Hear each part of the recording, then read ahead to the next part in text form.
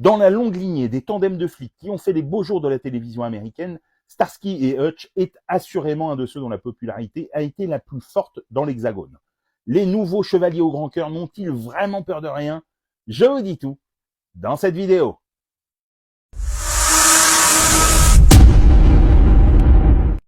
Salut à tous, dans cette nouvelle vidéo, je vous parle de Starsky et Hutch, une série américaine créée en 1975 par William Blinn et dont l'intégrale est disponible sur InaMadeleine, la plateforme de l'INA, depuis ce 18 mars. Starsky et Hutch, ce sont 93 épisodes répartis sur 4 saisons, une série produite par Aaron Spelling et Leonard Goldberg, qui fit surtout les beaux jours de la télévision française en étant multi-rediffusée sur TF1 de la fin des années 70, quasiment sans discontinuer, jusqu'au début des années 90. Starsky et Hutch, ce sont deux jeunes flics qui font équipe à la vie à la mort et qui enquêtent quotidiennement sur la faune qui traîne dans les rues de Los Angeles. Série sombre, Starsky et Hutch, grâce à son doublage génial effectué par Jacques Balutin et Francis Lax, a par chez nous une coloration plus drôle qui lui a assuré une pérennité qu'elle n'a pas forcément connue dans son pays d'origine.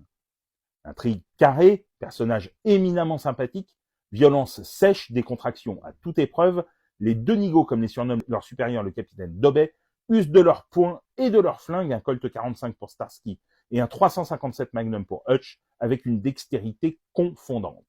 Interprété par David Soul, disparu en janvier dernier, et par Paul Michael Glaser, Hutch et Starsky sont non seulement des personnages bien construits, mais les deux comédiens leur prêtent leur désinvolture et un pouvoir de sympathie indéniable.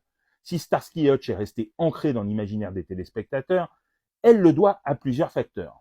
Déjà la Ford Torino rouge à bande blanche, dans lequel le duo écume les rues, le Zebra 3, le code qui identifie leur patrouille lorsqu'ils sont contactés par leur centrale, la chanson créée pour le générique français, n'en déplaise aux puristes, le thème original, composé par Lalo Schifrin, est lui particulièrement tonique et très différent, et aussi des personnages secondaires qui complètent à merveille le tandem vedette.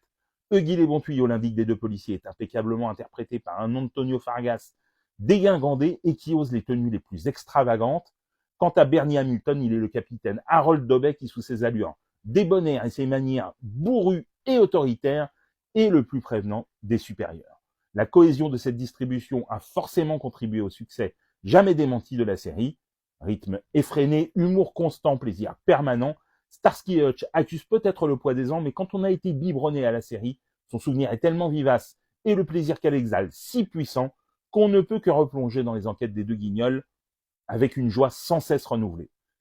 L'intégrale de Starsky et Hutch est disponible sur InaMadeleine depuis le 18 mars. Dites-moi en commentaire si vous l'avez vu et ce que vous en avez pensé.